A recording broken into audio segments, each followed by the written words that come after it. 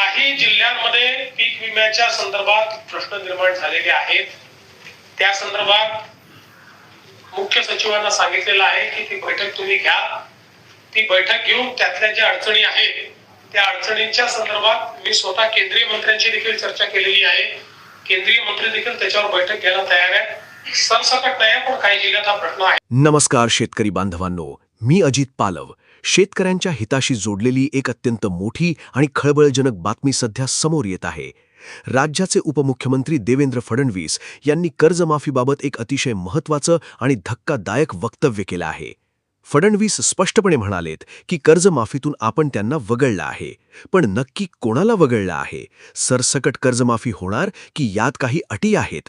आणि सर्वात महत्त्वाचं म्हणजे विधान परिषदेची आचारसंहिता लागू झाल्यामुळे या कर्जमाफीला उशीर होणार का? यावर सरकारने काय मधला मार्ग काढलाय? इतकंच नाही तर बँक अधिकारी जर तुम्हाला पीक कर्ज देताना सिव्हिल स्कोअर म्हणजे CIBL ची अट लावून अडवणूक करत असतील तर त्यांच्यावर सरकार काय कडक कारवाई करणार आहे याची थेट माहिती फडणवीसांनी येथे दिली आहे. हा व्हिडिओ प्रत्येक शेतकऱ्याने पाहणं अत्यंत गरजेचं आहे. फडणवीस असं नेमकं का म्हणाले हे संपूर्ण सत्य जाणून घेण्यासाठी व्हिडिओ शेवटपर्यंत नक्की पहा. पुढील अपडेटकरिता आपल्या चॅनलला आत्ताच सबस्क्राईब करून घ्या.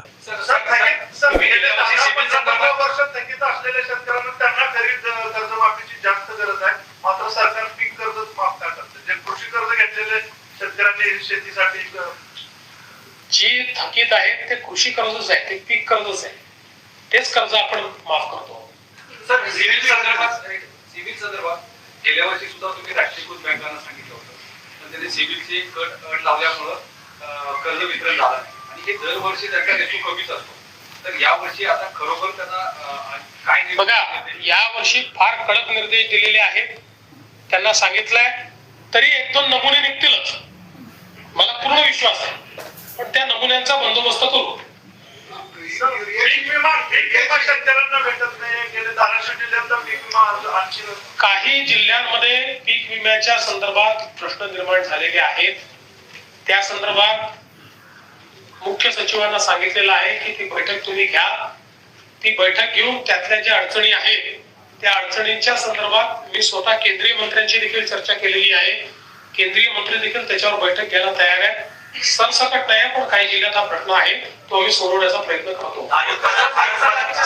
प्रश्न आहे, विधान परिषदेची आचारसंहिता लागल्यामुळे कर्जमाफीची अंमलबजावणी दूर पडेल, त्याला उशीर होईल असं साधारणपणे बोललं जातं.